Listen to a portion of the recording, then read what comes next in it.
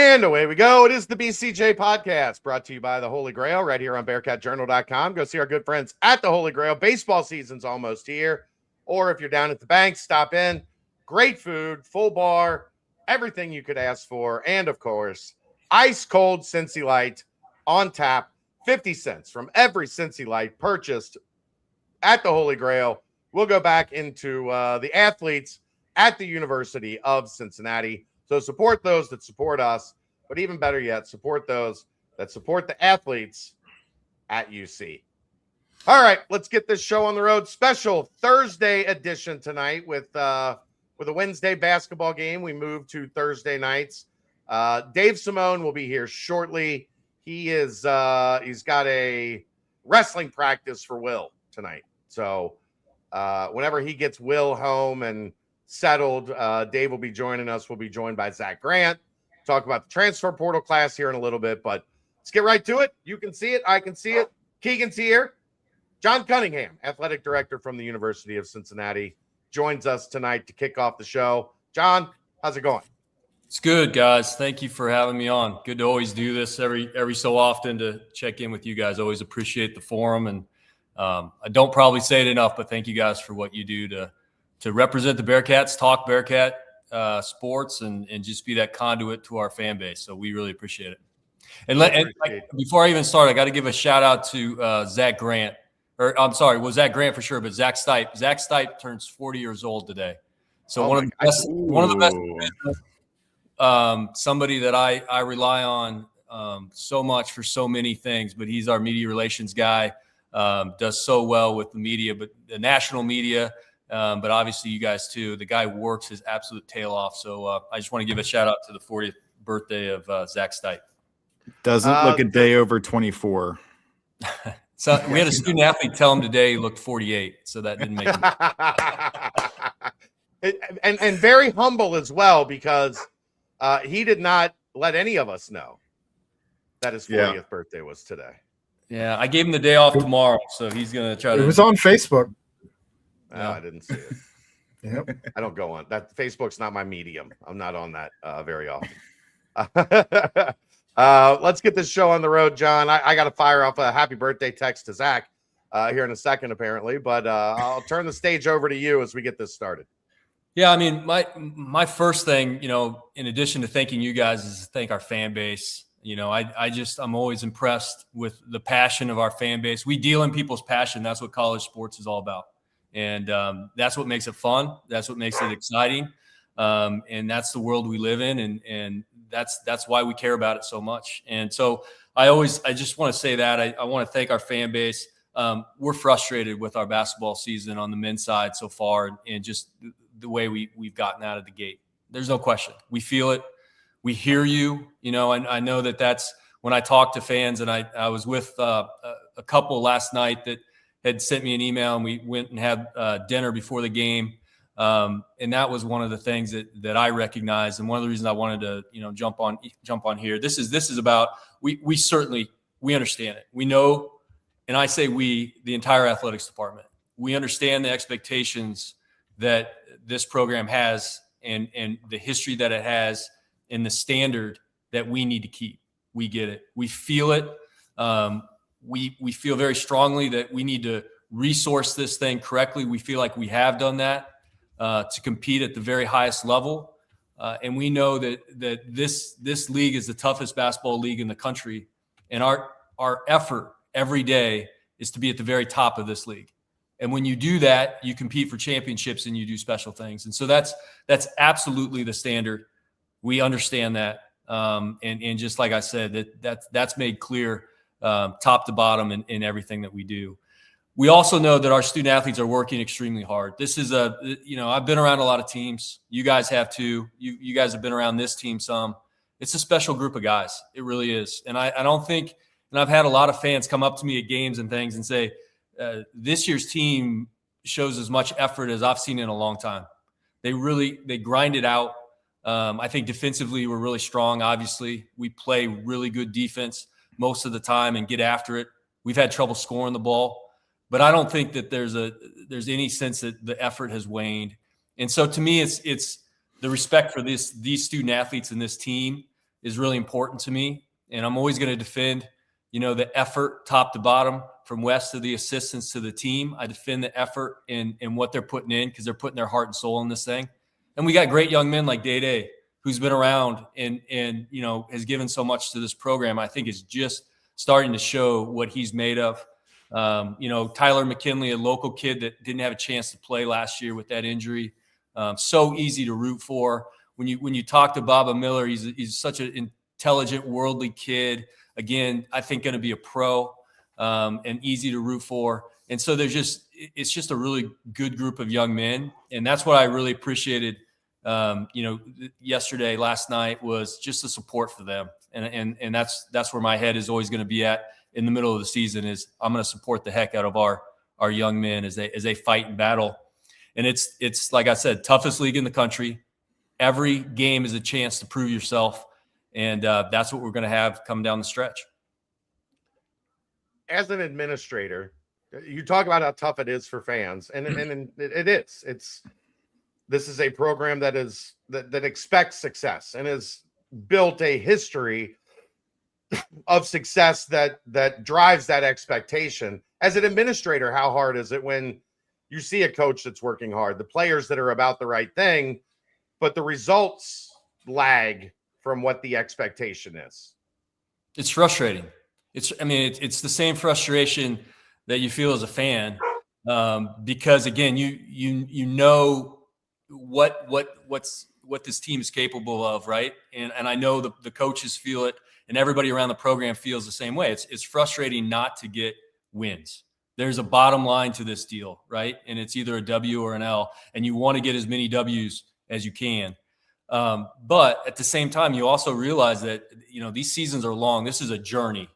And in the Big 12, it is going to, like I said, it is going to be a battle. And we've seen teams in the Big 12 start slow and finish strong. We've seen teams slide in the middle of the Big 12. I think last year there's a stat or something about the number of teams that lost 2 or 3 games in a row in the Big 12. It's just that type of league. And so, obviously we feel like we've got talent. I haven't felt personally, I haven't felt in the Big 12 that we've gone up against a team where we're just absolutely have no chance. We feel like we've got the talent to go compete and win. And so let's see where this thing goes. There's a lot of games left. There's a lot of basketball left to be played. And I'm starting to see some things that I like a lot. And again, I never question the effort. And you get a great fifth, third crowd and a great home field advantage. And we can do some really special things. So that's where my head's at. And obviously, like you said, though, it's frustrating. I feel it. I feel it a lot. What have your conversations with Coach Miller been like over this entire season? What is he kind of consistently trying to get across to you about, the biggest reasons why this might be happening, or what he can do to fix it and kind of get it turned around? Yeah, we talk all the time. I mean, I'm embedded in that program like I am in all of my programs and supporting our coaches. And, there's things basketball wise that he knows that he's going to work on with his crew. But, everything else, I try to make sure that we're helping him with. If there's things that we can make the program better in the middle of a season, whatever that is, we're going to try to do that. And, there's one of them was Jizzle's situation. We had a lot of conversations about that. And, someday there'll be a story told, I think, about that situation. And in terms of, Wes's support for that young man. And I think it's special. And I'm really proud of where Jizzle is right now. I'm proud of how our fan base has embraced that young man. And that was a situation where you had to have really strong alignment between the head coach and the administration. And so that's something, I look at that and where he's at right now as a huge success to this season. How much of it is a bottom line? Like the expectation is the NCAA tournament. We have to continue. We're not close to that expectation right now, but we have to continue as this moves on with the understanding of that's where this, that's where the fan base expects to end up. That's where the coaching staff expects to end up. That's where the administration expects to end up. Yeah, I mean, it's like I said, the expectations in the standard of the program are clear. That's obvious. But the great thing about the Big 12 is that you have every night you have a chance to prove yourself, and we have another chance on Saturday to prove ourselves, and then we have another chance the next game and the next game. And so the great thing about that is there's a path. There's absolutely a path. And you got to just fight and claw. And, again, you just, to me, in the middle of a season, you support your student athletes that are working their tails off to get this thing right. And that's where my head's at. We've kind of talked about like Wes's just amount of care that he has. How difficult is it as someone you've gotten to know him very closely? And like you just said, you talk to him all the time.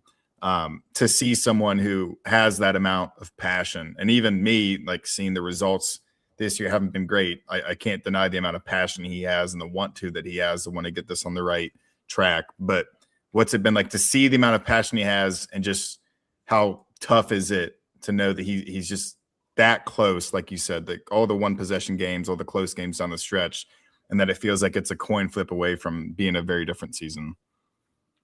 Yeah, I mean, it's tough on everybody. It's certainly tough when you're talking about a coach that puts so much into it. But to be honest with you, that's our expectation of all of our coaches. It's a big boy league in the Big 12, and this is high level college sports, and everybody understands the deal, right? And so he's extremely passionate, and I love it. And nobody works harder. Nobody in our building. And that's been the common theme. I mean, he is an absolute grinder and will get after it and do everything he can. And I respect the heck out of him for that. And so there, you won't talk to anybody in our building that doesn't respect his work ethic and who he is. And then, on the side of like a Jizzle James and some of those other things, just who he is as a person. There are stories, and I hear from a lot of donors that have had personal interaction with Wes Miller, that just, they'll put the basketball aside for a minute, and they'll just say, him as a person and who he is and how he embraces the role of being the head basketball coach at Cincinnati. It's a big role, and you got to own that role. And nobody from the minute he stepped to the microphone has owned the role and the responsibility more than he has. So, to your point, Keegan, it's hard on everybody. But there's also, this, we all understand how this works. And there's a real bottom line to this business, and there's no question about that. Muted.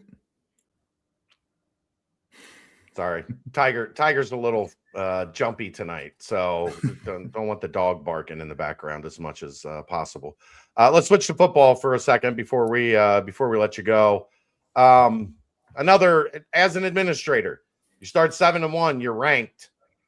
You're on game day. Big noon kickoff is on the horizon, but then things finish the way that they finished. How do you compartmentalize that to understanding the success that was reached early in the season, but then knowing like what happened in November and from there didn't meet that standard that was set early in the year? Yeah, I mean, obviously throughout the year, you're having conversations with, your head football coach and those associated with the program. And so you're kind of constantly monitoring where things are at. And so I try to look at it really from a holistic standpoint at the end of the year, like I would with all of our teams at the end of the year. You sit down and you say what worked and what didn't. And, and that's certainly the same conversation that we had last year. Going into this year, we made some key changes that I think helped us. We did the same this year. Obviously, we'll have a new defensive coordinator. We'll have a little bit different look with the offense, with the offensive coordinator leaving, and some of those things, and just working with Scott on what he's looking to do and how he wants to approach this upcoming season. But you do take you take positives first, and you say, I think our offensive line play was a positive. That's why it was so important for us to secure those guys quickly and get that retention. And then I think you look at special teams. Our special teams play was much improved. So you work through that and try to make sure that you keep that going. And you look at some of the development of our young guys, like a Jonathan Thompson and some of those guys that really kind of stepped up and peak, and some of those guys. And so that was important to make sure, and Zach can talk about this, you make sure that you retain those guys because you know where they're going and what they can be. And then you start looking at where you need to improve. And that's immediately the thing about the portal being where it is you have to very quickly and succinctly know exactly what you need to do to get better. And that's where I give Zach Grant and his staff and all the coaches and Scott a lot of credit, because there was no question about what we needed to do. This is what we have to go get. And it's just very systematic. And we're going to go into the portal and we're going to look for this player and this type of player, this type of size, heavy on the defense. Obviously, we're going to go after a lot of defensive backs, get bigger at defensive back. We know we got to do that, and then we're going to look to build off of a really strong offensive line with the really good running backs, add to the receiving core, and just really focus in on all those types of things. So Zach and his team do such a nice job of evaluating. I trust them implicitly, and then they went out and I think did a tremendous job in the portal in that short period of time. So I'm excited that he's on to talk about that. Before we let you go, any message to the fans? Any big picture things that you want them to know, you want them to understand, maybe that their voices are being heard, and the urgency to get where people expect is there? That's it. That's you know that, what I said at the beginning. I want to thank them because they're passionate, and that's what we love, and that's what we got to continue to have. And I hear you, we feel it, and I just encourage them to keep coming out and supporting these young men. They're working their tails off, and I'm around it every day. And there's no backstep at all. They want to go full force. They believe in each other. This is a team that really is connected. And I think you're going to continue to see a team that's going to put their heart and soul into this and play really tough defense and get after it. And let's hope the ball starts going in the hole a little bit, and we can get some wins, because we understand, we get it. That's important to this whole process. So excited about where this team can go. And I hope the fan base comes out and continues to support the way they always have. Can I sneak in one more? I guess. A quick one. Busy, Keegan. Kind of off topic from specifically football and basketball, but I don't think we've been able to talk since the Big 12 kind of struck that private equity deal, or I don't know if it was private equity or the funding. How does that kind of directly impact Cincinnati? Like, what does that change with the goings on in the athletic department? Yeah, it has a small impact. It's not nearly what like a Utah did with bringing in private equity. And remember, this is a private equity deal through the conference. Yeah. So then it has to do with the conference getting an infusion of money, and then increasing its brand value and doing some things around championships to really get their revenue model the way they want it to get. And the way it helps us is down the line, which is the distributions from the conference. So we will see a benefit from this private equity deal. It won't be tens of millions, but it should be several $1 million, I believe, just because you're bringing in these experts, you're getting an infusion of cash. And that's really what's in front of us. There's also this other opportunity to tap into the private equity space later if we decide to do it. And so that's the other thing, is we've started to work with this group, and we get a chance to kind of test out how it works to the Big 12. And then down the line, if it makes some sense for us in some capacity, we might look at it. But I hope that answers your question. We're kind of tiptoeing into this world a little bit through the conference. The University of Cincinnati is not directly tied into it. Yeah, gotcha.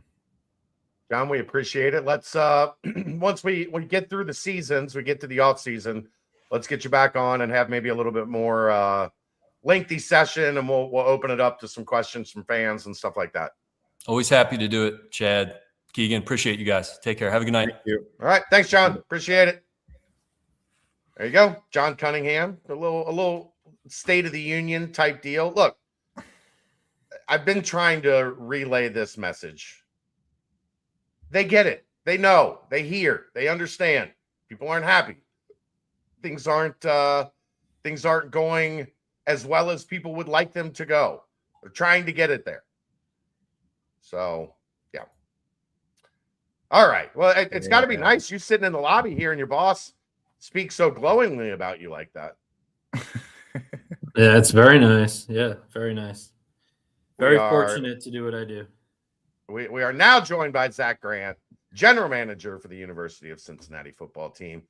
ZG, how much sleep have you gotten over the last 3 or 4 days? Did you catch up? I know you have been grinding nonstop for a long time now. Did you get a little rest? Yeah, I tried to get as much as I could starting Sunday night. Obviously, Monday through Wednesday was a dead period, and we've pretty much saved for some last-minute changes, closed the book on the portal. But I have a 8.5-month-old, so he wakes me up at 6 a.m. no matter what. So, which is the best time of the day. So, very fortunate for that. You want to know what I did today, Zach?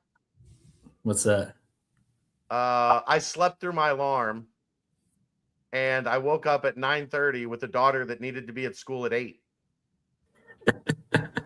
You're well rested, at least.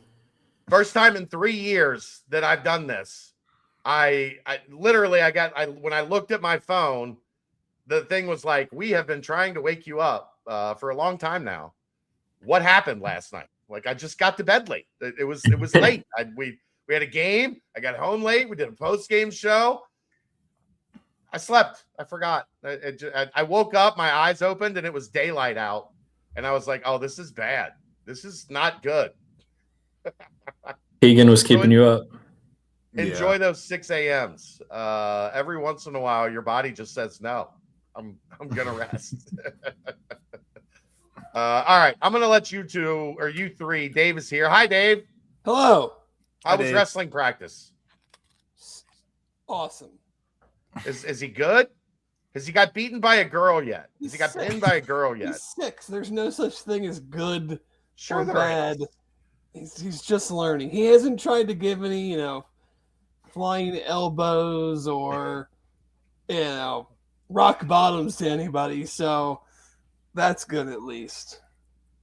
Choke slam. He hasn't choke slammed any of his 6-year-old friends yet? No choke slams. Just, double leg takedowns into halves and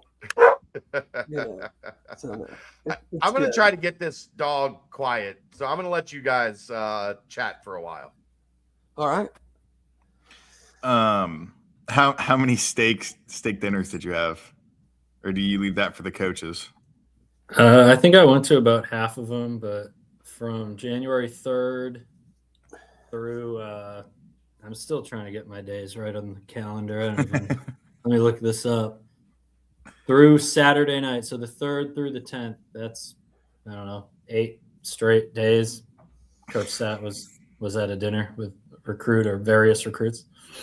So that's awesome. Much more last year because it was so much more condensed this year with the portal starting on the 2nd and guys having to get into class and all that, pre-portal work. When guys were announcing they're in the portal, it kind of just condensed everything into that first week. Yeah. Do you have a preference on everything being in a few day span, or do you want it kind of wide?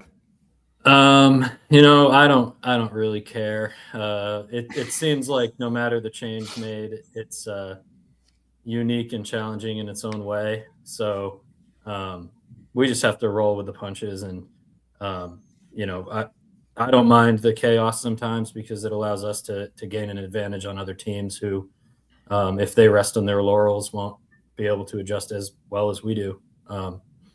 This was very unique just because, we played a game on the 2nd. So that was truly when the portal was opening. Their whole recruiting staff was in office in Cincinnati, monitoring the portal. And, we had known through announcements and agents and everything who was supposed to be going in and supposed to be visiting on the 3rd, the 4th, the 5th. But we couldn't book any travel. We couldn't get all the transcripts and information needed. And the just massive work that was about to come down the pipe from all ends of the spectrum. It takes a lot of people in the portal process to do it right.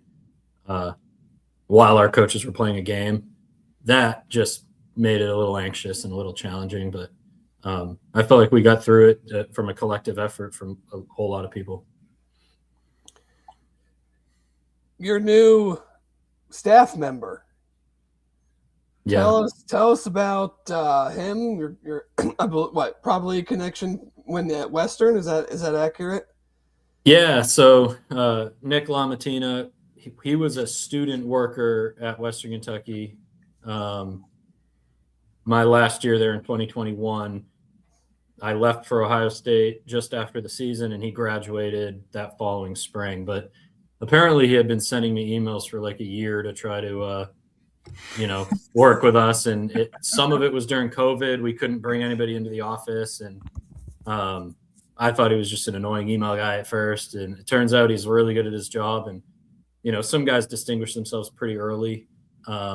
It didn't take long to know that he had a career in this. And I'd always stayed up with him, stayed in contact. And, my in-laws live in Bowling Green, Kentucky. So, I'm there a handful of times every year. And, I would go back and meet with Nick and be in their facility. And I have great relationships with Coach Helton and those guys. And, I'd got to know him even more over the past 4 years since. And I knew he would step in and know exactly how I want to operate. Obviously, losing Jack was a huge blow, especially at that time. And he did pay dividends in the portal. The success we had in the past week was a lot due to him and all the work he had done on the front end and all the evaluations he did. And I'm very happy for him. But I felt like it was important to bring someone in that I had familiarity with and I knew was a really good evaluator. And, it's not just Nick. It wasn't just me and him. Like AJ Wessel was an ops guy for us. I don't even know what his title was, but he's an up and coming star in the football world, and he's going to move into our assistant GM role. And Cass Simmons will also be an assistant GM, so it'll be 2 under me. And Peter Abrams was a student worker for us and then a full-time intern. He's helped tremendously with offensive line recruiting, and he's stepping up into the director of scouting role. So that'll kind of replace Carter. AJ will have a big hand in the, cap management and agents. And as he gets his feet wet in evaluation, and, Nick LaMattina will help in the portal evaluation too. So we had to we lost 3 people. Carter left for USF, Jack left for Penn State, and Ty G left with Carter to USF. So it doesn't seem like we're replacing the whole department, though, because we internally had some really good people that stepped up in a big way through this chaotic period, and I expect them to be even better than what we had before. It's interesting because I'm kind of picturing when Jack decided to leave, him running out with all his folders in his arms and trying to hide everything from you. So he didn't make you answer a riddle or anything to get all the information and evaluations on the players that he didn't take with him. No, Jack was in my wedding. He's one of my best friends in the whole world. So yeah, we'll continue to work together through this. There's some ways we compete. We competed in a few guys in the portal. But if you're not competing for a specific player, there's some information that can be shared and knowledge about what's going on that can help. And so we're still in it together. Jack's one of my best friends. Was there anything different other than the timing being different? As the season was still going on, you mentioned getting things ready in that sense, but just this portal class compared to last year's, having another full season in the Big 12, the team obviously put themselves in a really good position to gain some, national notoriety going into November. Didn't work out, but how are things received from you guys when you were reaching out to players? Were players very receptive? Were they contacting you guys? Kind of take us into, with this very truncated system, timeline now. How did this class come together? How did you feel like you guys did in that regard? Yeah, I think, nationally, as frustrated as we are internally, truly, with the season that we had and knowing that, it can and should be better and we plan to make it better in the future. I think from an outside perspective, and a lot of these guys in the portal, they viewed what we were doing as a real success. So, when you talk to the agents and the players and their families, we can sell that we won 3 games, then 5 games, then 7 games, and there's an upward trajectory, right? And then the new facility played a huge part in this.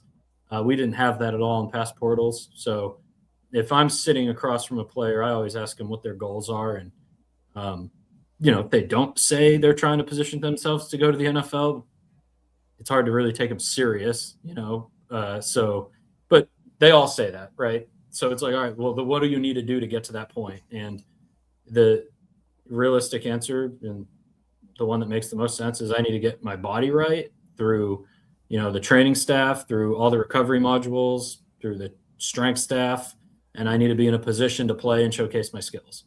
So it's hard to walk into that facility and see everything we have from a player development standpoint in the training room and the strength room and all the recovery and rehab, I like to call it, all the stuff that we do to get their bodies right and the investment in them through that. It's hard for them to walk in there and not know that, especially a lot of the kids we're recruiting are FCS and Group of 5 guys. It's a stark difference between what they had. And then the message is, look at the past portal classes we've taken and the success that those players have had. And we don't even need to sell that. Just look it up. The proof's in the pudding. We're recruiting you for a reason. You're going to come in here, and if you don't play a significant role, then I've screwed the evaluation up, and you've screwed it up on yourself, because that's what you're coming in here to do. So we check all those boxes. And then the other part of your question, like, do I prefer it truncated or not? I don't know. I mean, last year we had December through like Christmas break to have visits. And then we had January, and then we had the spring. What really made it change was that a lot of decisions had to be made in like really short order, because everyone's lining up to secure their spot. Every school's going after these guys. Obviously they have their list prioritized, and so do we. So there was somewhat of a feeling that if you didn't get on it in the first couple of days, the talent pool would be dried up. And I mean, if you look at what's left in the portal now, I think that was true. So it was kind of a race to get the spots that you needed. And, but we never want to work hastily either. We want to be process driven and make sound decisions. And I think our process through evaluating guys during the season and building our boards and, working the lines of communication with agents and gathering information paid off, so that by the time the portal opened, we kind of had it all stacked up with our visit plans and just adjusted from there. How much of it also is trying to get these guys in before classes start? Is there, with this new calendar, how much of a reality is that if you're not on a strict timeline, these guys can't get in until summer? Yeah, that plays a part for sure. We had some wiggle room. I mean, classes started Monday. You can get a guy in like until the ad drop date. So there's some buffer of a week or two there. And then, not to give away like our trade secrets, we didn't have to use it this year, but if need be, we can have a player show up whenever, as long as we can get them into second half of the semester classes, which start right after spring break. So they could be here February 1st, not taking any classes, and then load up a full class load in half the semester. It's a credit to Carrie Thoman and her academic staff and our admissions staff and John Cunningham and John Daniel and all the administration to set us up in that manner. Talking to a lot of my colleagues, it's it's a pain for them to go through that process of getting guys into school. And we haven't had any issue with that since we've been here. And in a year like this, which was going to be unprecedented, we worked on that on the front end to make sure we had scenario A, B, and C on what we had to do with these guys. So, you know, when I talk to like a bunch of my colleagues and counterparts at other schools, both in the Big 12 and in the Big 10 and SEC, I really, really think that from an institutional perspective, we are way better set up than these other schools to handle the workload that all happens at the same time. And I'll explain this. When you are recruiting a transfer and they go in the portal, you need to get their transcript. That needs to be evaluated by the academic staff to see if they're going to meet progress to degree. A lot of schools, there's a hang up in that process. That's one. Us, no issue. Kerry Thoman does that in a heartbeat. It's like clockwork. I've never been around an academic staff like that. Two, the compliance has to clear them from an eligibility standpoint. Ours, right on top of it, no issue. Three, to get them on the visit, there needs to be conversation with the agent. And if they don't have an agent, with the kid themselves about what it'll look like financially.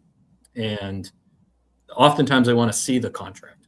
Well, Trevor Wright, we created a job. He used to be our head of compliance. We created a job for him where that's his job. He is, in what I call the contract guy. He does way more than that. He's the liaison between our Office of General Counsel and the football program for all red lines and agreements. So I can press a button and have a contract sent via him without me having to do more work there, right? So then when they get on campus, there's touch points with 2 different apartments that they need to see. So housing's involved. They meet with academics, and then all the football people related, which we understand. It's, 4th and goal every day in the football building. Everyone's signed up for that. But admissions. What a catchphrase. It's right. 4th and goal every day. Wow. Come on, man. That's admissions so didn't sign up for this. Compliance didn't sign up for this. Academics didn't sign up for this. And like our lawyers, like Office of General Counsel, like Lori, Anna, Tom, and Reed, like they didn't sign up to do this during Christmas break and just after New Year at like 11:30. But they're getting on Zoom calls with agents and coming to terms with the language of the contract. A lot of people in my shoes do that all themselves. We're completely set up to have that all done in an appropriate manner really quickly. And so that allows me and others and our coaches to do what they're supposed to do, recruit the player, and make decisions on what's best for the program in terms of how we're going to allocate our funds. So when shit's hitting the fan, so to speak, and a lot's happening at once, if we don't have that process set up, there would be no shot. And I'm talking to people at other schools in my position, and it's a root canal at every step of the way. And for us, it's not. And that's a credit to all them. You mentioned a little bit about they come in onto campus and the new facilities and everything and meeting with Nico and probably Aaron as well. And a lot of it is luck-based, and a lot of it is just the particular player's body and everything. But you guys have had – Nico's done a great job transforming the players, and then you've had an incredible run of very limited injuries over the last couple of years, and when guys have gotten hurt, very quick recoveries. Is that something you guys talk about with the transfers about, kind of where you guys are set up in that regard to, health and wellness? And then if they do get hurt, here's our track record of getting guys back on the field quickly and just that whole element of it. Yeah, that's a huge selling point. I can't speak enough about how important like Aaron Himmler is. Usually when you're on a visit, the trainer's going to check you out and have you fill out a questionnaire and kind of check the box and want to go home. Like Aaron's recruiting these guys harder than anyone. His presentation on like exposures missed throughout the course of a year, whether that's practice or games, is really compelling. And then Jason Stone, our sports science director, has compelling arguments as well, where he can present that evidence of exactly what you said. And the training room's right next to the weight room. When Nico and Aaron interact, it's hard for someone to watch that and not understand that they have a really healthy work dynamic. And like, these are human beings on visits. They can see right through the BS. So they genuinely work so well together. And like, I can genuinely tell these guys, like, these two are the best in the country. Like, you can go anywhere else. You will not be treated better from your body getting to become the point of what it takes to be a professional football player than those guys. And you can tell the Dante story of how important and influential Aaron was in his playing career, coming back from the blood clot deal. But yeah, and the other thing too is these transfers are coming in from whatever their baseline of strength training was at their previous school. And Nico tailors it specifically to them. That we change guys' bodies, even if it's on a short amount of time, just because he's so malleable and flexible in what he does. He's not just a robot and putting guys through the plan. It's individualized, and we have a track record of success with it that they present and they show. And I haven't had a transfer sit in my office near the end of the visit and have anything but amazing things to say about that part. You sent out that tweet about 22 for 30 on visits to signees. Is that the best portal cycle you guys have had? Is that a pretty good number compared to most other schools when you're talking to your colleagues? Like, why was that something you wanted to make sure people knew about, that you were 22 for 30? Yeah, I guess I just wanted to give a shout out to like the capacity of work that everybody else had put in during that time. Mm-hmm. It was like a week, right? And so that's the intention of the tweet more than anything. I'm not a huge social media guy. I like to retweet things, but I also think the hit rate was really good. Like, that's far better than we have been the last few years. And it's far better than most programs that I talk to. And a lot goes into that. It is consistent messaging on the front end with these players of this is the expectation of the visit. Like, you're coming in here with your mind right that you're going to leave here as a Cincinnati Bearcat. And if you want to be, and the answer is yes, then you're signing. If the answer is no, you're leaving to another visit. The answer cannot be yes and you leave. And if you do leave, damn sure there's a player coming in and he lands in 3 hours, and I'm taking his commitment if you call me back. Period. I don't want to put pressure on you. We're not a pressure-driven program. You went into the portal. This is the reality of what it is. The team that you're visiting tomorrow has you in your position on campus right now. And if you're going to leave, they might take his commitment and not tell you till you land in your connection flight, and then they send you home. So you better take it now if you can see yourself here. So I always tell them at the beginning of the visit, if be where your feet are, if you can envision yourself playing here and reaching your goals here, we've already talked about the money on the front end. You wouldn't be up here if that wasn't right. Tell us what we need to do. If you want to be here, we will make this happen, and you're not leaving. And we have a flight booked for you to go home and not go on your other visit. And we'll send you home. And if you get on the plane to the other visit, the next guy's coming in, it's his spot. That's exactly what I tell them. So probably why you get 22 out of 30. Yeah, pretty much. We also, I think from a staff perspective, we did a really good job of we're not chasing ghosts. We've identified the people who we know fit, we know are within what we can do budgetarily, and we have conviction on their tape. And we're not recruiting guys just to take them and collect them on the roster. It's you're here for a reason. The proof's in the pudding with who we've recruited in the past and how much they've played. Again, it's my fault if you come in here and you don't play. Let's talk about some of these guys. I know the vast majority of the people listening want to start at quarterback. Take us through kind of your eval. Once Brendel decided he was going to be leaving, what was kind of your goal? How did you get through that, and what eventually landed you guys on JC French? Yeah. every year I set out in the fall to try to evaluate all the starting quarterbacks in the country, just because it's the most important position in sports. So, I mean, I did that during the 24 season, even though we had a good idea Brendel would be back, right? And then it helps in the future because there's some crossover and you get more familiar with players. So I had watched JC that year. And then this year I did the same thing. And we obviously understood, at least internally throughout the year, that we'd have a chance to keep Brendel, but it would take a lot.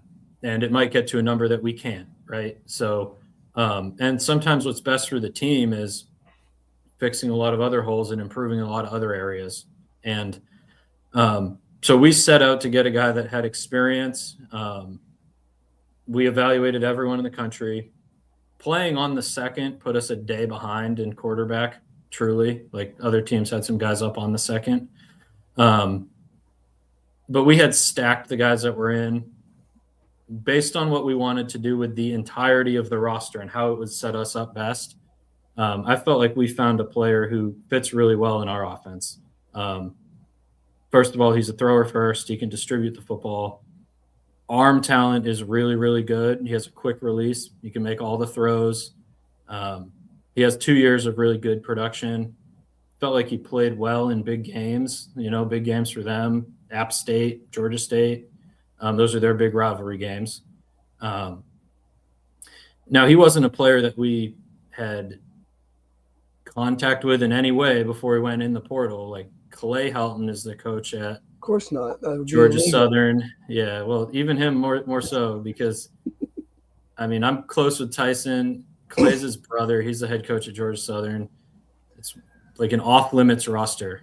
But I'm very close with both of JC's offensive coordinators that he had. Brian Ellis, who's the quarterback coach at Alabama, and Ryan Applin, who's currently at Georgia Southern. And so, when JC did enter the portal, and Coach Thomas talked to these guys as well. We had a ton of conversations with these people of what he was like, what did they think of him, how was it to coach him, how is he in the building. We needed a leader. We got a leader. He's a guy that's in the building all the time. They really couldn't have more glowing things to say about him. Even from the way he handled the process of leaving, there's a right and a wrong way to do it. And, I trust those guys implicitly. I've worked for them. I know how they work. And so while we liked the tape, what we heard about him helped it even more. He's not a dynamic runner, but we're going to have a really, really good offensive line. And that's going to really help us, grow as an offense and be able to utilize him with some weapons we also acquired. And so we're very excited about JC. You guys, with Brendel, you had, someone that had limited experience, 6-7 games. Now Coach Satterfield's going into year 4. Was there more of an emphasis on an older player, even if it was only 1 year, with proven experience, trying to elevate the team from the 7 wins? Or were you open to another, I'm not going to say exact same situation as Sorsby was in, but someone with very limited experience? Or did you view it as we really do probably need to find someone that we pretty much know what we're getting based on what we have coming back and where we need to take this team? We can't really take the risk of a guy learning on the fly. Yeah, I mean, we went into it honestly open to both. It was truly trying to find the best player we could at the price point that we could afford. And, having experience helps. That's a huge part of the evaluation. Like when we're going out and grading these guys, if the experience doesn't exist, there's an element of blindness to it and risk, right? That can pay off.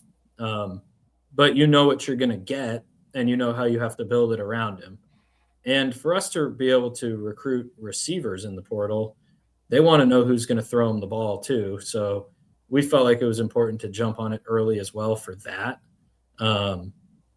But the experience helps for sure.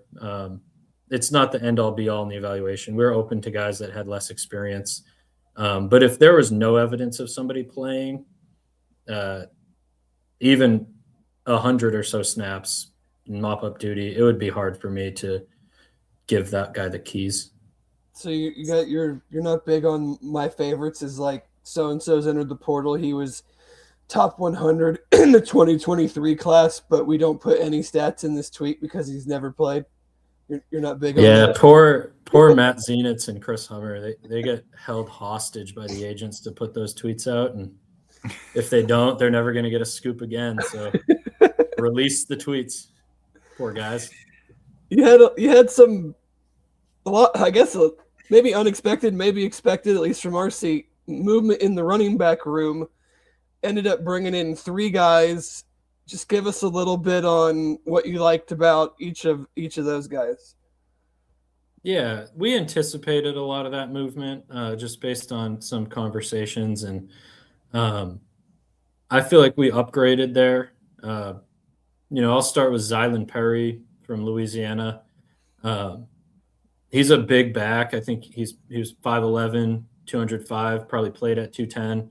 Coach Pascal, our special teams coordinator, actually coached him when he was an All-American kick returner in 2023. But we really liked Zylan's tape throughout the season, even last year or 2024, watching him too. He's a little bit of a mix between the 2 backs we had last year. Tawi was such a hammer. But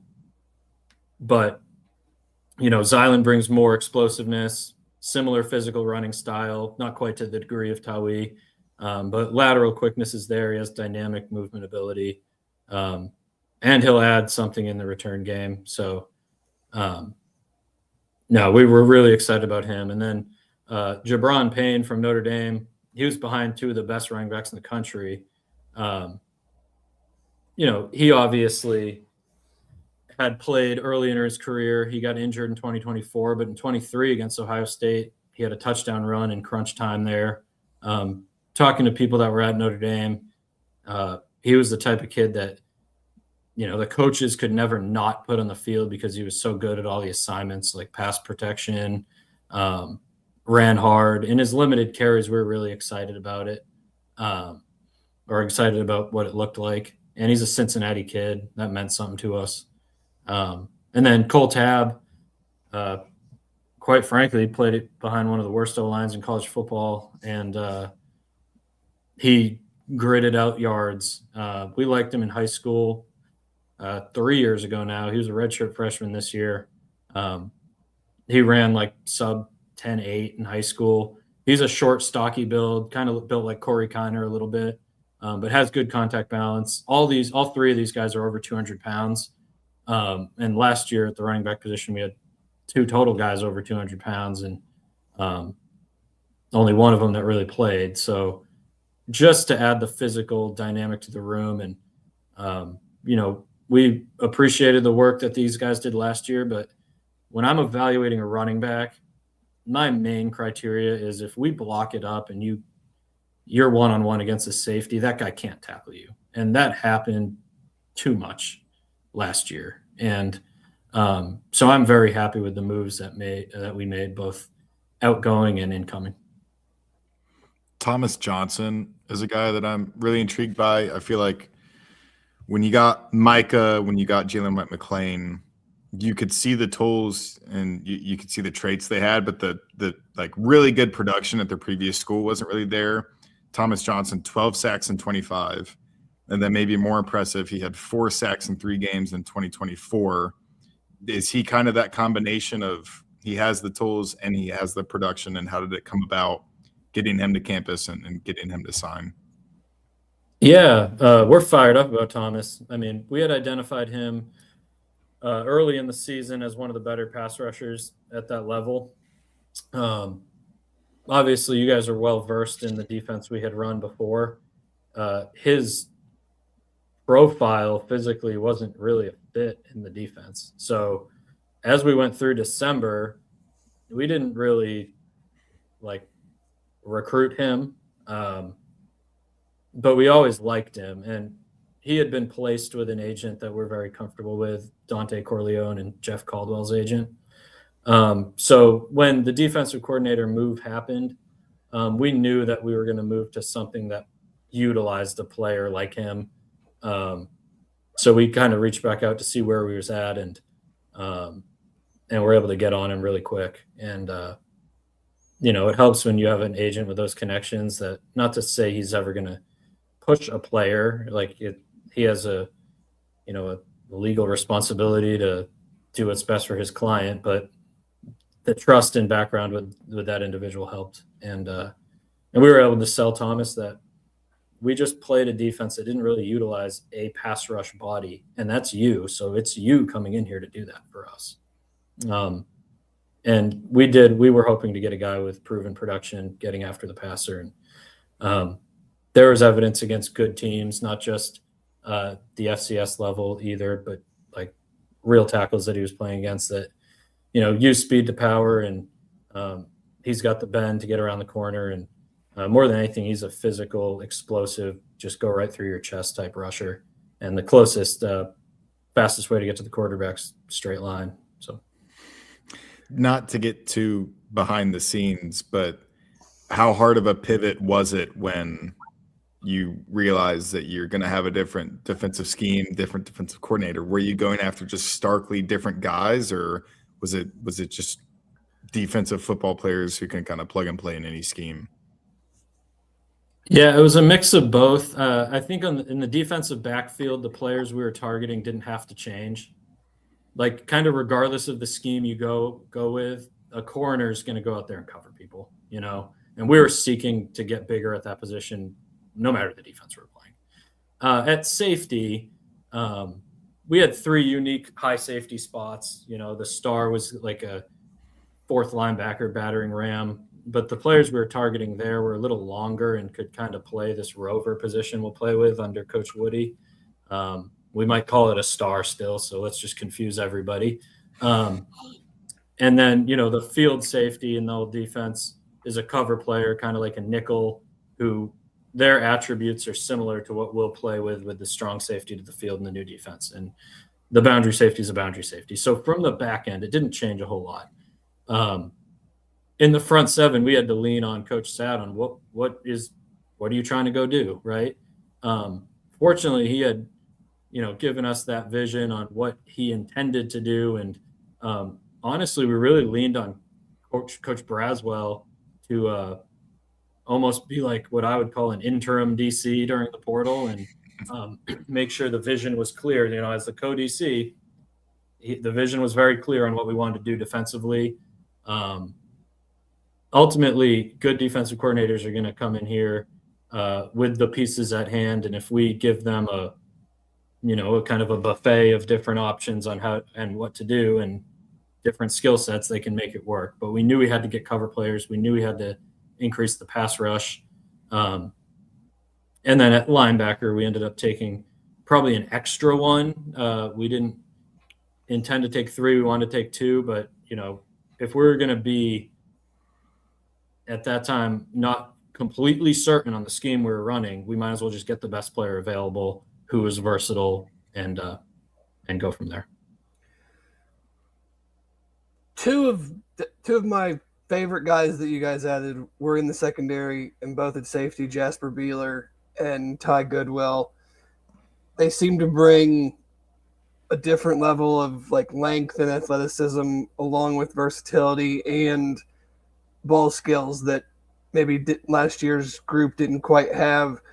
Take us through kind of what you saw in those 2 guys, and I have some sources said Ty Goodwill was highly coveted, so congratulations on that signing. But what did you like most about those guys? Yeah, I don't want to put too much pressure on Tyneen Goodwill. He goes by Ty. He's the best defensive player we've gotten since Jake Golday, so he better go out there and prove that statement right. But he's a special player. We'd watched him as a freshman and then again this year, and I know Jack was going to go take him at Penn State until they brought the entire Iowa State football program there and didn't have room. So we were able to capitalize on that at that point. but we've loved Ty for a long time. And same with Jasper. You know, we hadn't honestly evaluated him 2 years ago. He came from Saginaw to NIU, and he had a really impressive year. We've been in on some NIU guys each of the last 3 years. Finally, we were able to pop our cherry and we got 3 of them. But I mean, there's a ton of respect for that program and the way they develop players and the body types they have. And, you know, Jasper's no different. Like, he's long, rangy. He played to the field and the boundary for them, showed versatility on tape. But like you said, everything we were looking for, I think we achieved at the safety position. We wanted to get longer. We wanted guys with earned ball production that could take it away. Obviously, you know, I think it's funny. A lot of people think like I'm an expert or whatever because I have this role, but like the fans are just as smart. Like, yeah, we didn't get interceptions last year. It's very obvious. So we sought to do that in the portal. And, you know, I think that the length and the ball production from these guys, along with their physical traits and aggressive tackling is what we look for.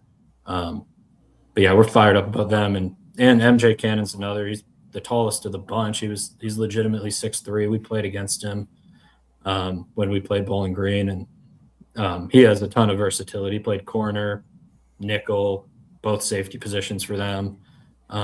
He's like kind of a chess piece there. What was your goal at receiver going into the portal? Because I feel like you did a lot of different things. I feel like Lorenzo Fenner and Giovanni Gibson. Is it Giovanni? How do you pronounce it? Giovanni. Goes by Giovanni. JV. JV. Okay. I feel like they have wide receiver 1 capabilities, like wide receiver 1 ceiling. Malachi Henry also looked really good. But then have you ever seen a guy 19 catches for 509 yards? Like, I feel like that's pretty rare to be that explosive. And Cade Walford. As a freshman? Yeah, that's your guy. What was your entire goal in kind of rebuilding the wide receiver room? Yeah, you know, we had a certain plan on how we wanted to attack retaining some of those guys, and ultimately, if both parties can agree and we feel like we're going to get a better player at the price point required, be on your way. So I felt like we upgraded, honestly. Now, losing Cyrus Allen and Jeff Caldwell, you know, 2 potential NFL guys, is challenging. But Isaiah Johnson stepping up in the slot, he has all the physical capabilities to be a starting slot receiver, as good, if not better, than Cyrus. Like, he was our best receiver with the ball in his hands last year. One of our best offensive playmakers with the ball in his hands. And, you know, it's our job to develop him and get him going as a refined receiver, right? But we needed to have someone come in and push him at the slot position, and Cade will do that. And then we're starting from scratch on the outside. So certainly the goal is to get guys that can compete to be the bona fide number 1. You know, Fenner has a lot of proven production. He's a savvy route runner, easily created separation, you know, had really good release package. He's got good, not great speed, I'd say. Really good hands, ball skills, can work after the catch. You know, Joe Cotton knew him, spoke highly of his character and his work ethic, and that always helps. And then Giovanni's a guy that we had liked a lot last year in the portal. Obviously, he went to Oklahoma. I think we got Jeff Caldwell instead. So, I mean, I love Giovanni. You got big shoes to fill. I'd take Jeff until Giovanni plays well for us. But, you know, I know the offensive coordinator at Oklahoma really well. We worked together at Western, and their assistant GM, Taylor Redd, was a buddy of mine. He was a scout for the Patriots. So I was able to dig in on what happened at Oklahoma, and truly, like, he's a starting receiver for them. In the spring, he broke his ankle. It set him back all the way till, you know, right before the season. And it's a competitive room there, and he didn't really get the targets he wanted. He was a guy that they kind of wanted to keep at a certain price, and he wanted to go be the number 1 somewhere, and we could offer that to him. And from a physical stature, he's going to be the biggest dude we've had. Like Caldwell's longer than him, but just rocked up, physical build. And of course, Malachi Henry has a ton of proven production at Central Arkansas.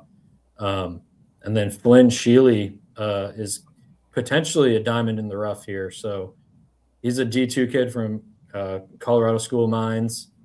He tore his ACL and missed this season, but he had 2,000-yard seasons before then. He's got height, weight, speed, like can really take the top off. You always wonder honestly on a D2 kid whether they'll step up with the competition.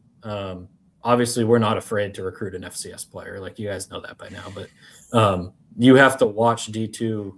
Like, you can't even watch it on PFF. Like, you have to watch it on Huddle.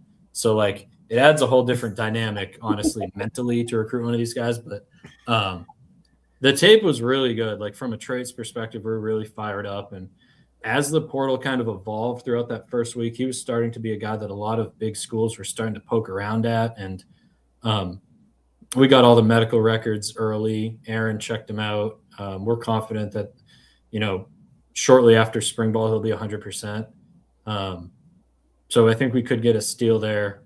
And when you meet him, he is like a phenomenal kid. You can tell he's going to bust his butt, help the team in any way. And we're hoping that's with a significant role on offense. So, and then I need to mention Gio Cantos is another guy that a freshman receiver that redshirted this year that we had targeted to make sure we kept. He has every ability to compete with all these guys we brought in for significant time. He's in the Giovanni mold, big physical, strong hands. I don't want to say possession receiver. He's more than that, but you guys saw when you get press men, you got to have real men out there that are gonna win and make some contested catches. So we certainly got a different skill set all around, variety of guys. Are you gonna get Josh Huff some carries? Oof, that would be like the biggest running back ever.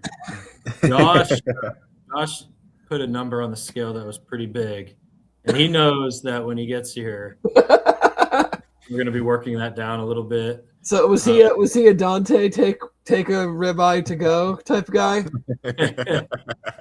Probably. I think I don't know if I was at his dinner or not, honestly. So Brad Whitkey, our chief of staff, was with him at Syracuse. Thank you, Tonk. Love you, buddy. What's that? No, he just got a donation, so we got to shout out the donations. So Brad was with him. He talked about him playing running back there. He had gotten injured and kind of ballooned up a little bit. He came in at like 240, got injured. He was 280 before you know it. What we cared about in evaluating him was we made a cut up from all of his entire season at D2, just like we do with like a high school tape on Huddle. So we watched every snap. I'm talking like 340. For a big human being, this dude was extremely consistent and fast. Like, he can run. He dominated competition at D2. It wasn't just a highlight. Throwing kids out of, call them kids, but it wasn't just a highlight. It was the game tape was very, very impressive. And I think we're trying to replace a lot of good big bodies like Dante, Jalen Hunt, Isaiah Rogers. We have some guys in the program that are going to help do that. And then getting Josh and getting Chad, 022, Chadera, but he goes by Chad. They're going to help fortify the interior for sure. Did you, I guess from outside perspective, we looked at, guys leaving, needing some more pass rush, some more interior. Did you meet what you wanted to do there? Felt like from my seat at least, thought maybe there might be one or two more guys on the defensive line, but knowing how the portal is, I ran the numbers just off of what 247 does for rankings. There are not very many big people in the portal, and then when you narrow it down to big people that can play at this level, I'm sure the prices are just outrageous. But did you meet what you wanted to? Would you have liked to grab another one? Kind of take us through the recruiting D line when there's not very many impact guys out there. Yeah, it's a challenge. I mean, what we need to do over time is recruit that really well in high school and avoid that problem. But, we did hit what we wanted to do from a number standpoint. Of course, if we had an extra spot available and extra money, we would allocate it towards pass rush. But we got into a situation late in that first week, again, not knowing exactly who the DC would be. When we planned to take 2 linebackers, we ended up taking a third. We could have saved that spot for a pass rusher theoretically, but the ones available we didn't feel like would add value.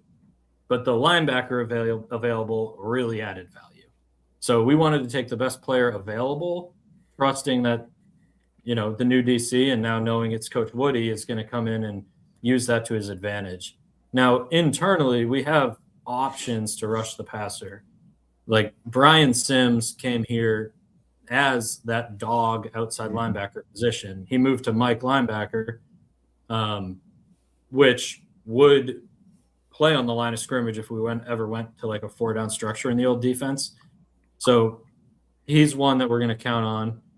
Miles Harrison's a redshirt freshman that, again, played Mike as well. In high school, we felt like one of the better edge rushers in the state of Ohio. So he'll play that as well. We never want to count on freshmen, but Lance Dawson's a pass rusher. Keegan Horn, we recruited him as a linebacker, but his natural position is actually that outside linebacker. So then we got Thomas Johnson as well. We're really high on Cam Neal, who's going to be a redshirt freshman. He had a really good fall for us. Hasn't even had a spring here yet. There's a potential for him to add value there. And, in the new scheme and the way we're going to do it on the D-line, Marquez Parker has the chance to really break out and utilize. Like, he's a big dude. He's 295 pounds. He looks like he's 270. If he gets, we'll see how we want to play him. But he adds pass rush value there as well. And we did feel like we needed to fortify the interior even more than the pass rush, just because when you run into it in the portal, it gets difficult. Like, the bodies just evaporate. They just don't exist. There's not enough 300-pound bodies that can play. And if you lose them on your roster, that's when you're really screwed. So, Elijah Gunn and Cam Rutherford are going to step up. Jonathan Rulo's one of the better freshmen we've ever signed here since I've been here. I shouldn't say ever. He'll play, and then Chad and Josh. So, and then we also returned Jalen White McLean, and Drew Logan comes off of an injury. There are options there at D-line. We felt like we needed to invest and get one really good pass rusher. You can split that if you want to and get 2 average ones, but getting one really good one's a little bit more valuable. And then the sum of the parts have to step up there. And also, I need to mention Philip Masarowski, the linebacker from NIU. I watched his pass rush cut up today. Obviously, we weren't evaluating him as this. He has got some special pass rush traits too. So he's got some serious speed. Yeah. That was going to be the next position group I asked about. You said you were only planning on taking 2. You take 3 linebackers. I think it's Domain. Is it Domain Wilson? Yep. I think he was hurt is in his second year after a pretty good true freshman season. And then Masarowski and Patrick Bauer. So, I don't want to constantly do the Jake Golday comparison, but I feel like he has set a standard for, like, if a guy is stupid good, you just think of Jake Golday. I also saw that I think it was like 22.4 miles per hour in game last year, which is also, you think, Jake Golday. So are you just constantly looking for that clone when you're recruiting linebackers, and how closely is Masarowski to Golday? Yeah, I mean, I'd say that's a pretty good standard to set there, Keegan. If you're looking at quarterback, let's try to clone like Tom Brady, right? No, of course we're looking for Jake Golday. I don't want to put Phillip in that echelon yet. Like, he has the ability to prove that, certainly. From a length and speed perspective, he's there. He probably bends a little better than Jake. There's some clips where his ankle flexion and change of directions there. We'll challenge him to become a more physical player. The underrated thing about Jake is, like, he'd run right through your face. Like, he played on the line of scrimmage early in his career at Central Arkansas and had really good point of attack ability. But, you know, the way they played Phillip at NIU, he was in space a lot. We got to see those movement traits, and we're always looking for ascending players. He was a walk-on until this year there. He got better and better and better. His background, you know, he's basically a first-generation American. Like, he's new to football relative to, like, his family lineage, at least. Like, there's a ton of upside there, and we're excited to use him. So, yeah, of course, we're looking for Jake. That'll be a tall task. But we also wanted to, you know, we lost Jake and then Dingle. So we lost two guys that were 6'4". It needed to be that we were going to look the part in the linebacker room again. So we got three guys that are all really good sized. Pat Bowers, 6'2.5", 6'3", 230 pounds. And Domain, you know, I didn't even realize he was going to show up looking like it, but, like, he looks like an SEC linebacker. We loved his freshman tape at Georgia State. Like, really high on him. Like, all right, well, eventually this dude's not going to come to Cincinnati type deal. And, you know, he got hurt and was able to fall through the cracks a little bit. Again, Aaron did an incredible job being on top of his medical history before he even visited, making sure every I was dotted and T was crossed there, so that we were comfortable with what we were taking from an injury perspective, and that he has a clean bill of health. So, yeah, and the initial plan was to take two, but, you know, as we consulted with Coach Braswell and what we felt like the defense was going to be moving forward and who we were targeting in the DC search, became evident that there would be some flexibility with moving some linebackers to dog, and a linebacker can play the anchor/star position if they need to. So it ended up becoming, get the best football players we can. Good coaches will use them in the best way. No offensive lineman. Was Coach Cardwell upset or happy that he feels like you don't have to spend the money on offensive linemen, just like defensive linemen? So yeah. I take it that's probably a good thing, right? Yeah. The happiest I ever was when all these agents are texting me, you need this, you need this, you need this. Like, here's this guy. I was like, we don't need a no lineman. Sorry. Like, I think, you know, and when we're recruiting the skill position players and the running backs and everything, when we tell them, like, listen, we love our O-line enough, we're not even going in the portal to go.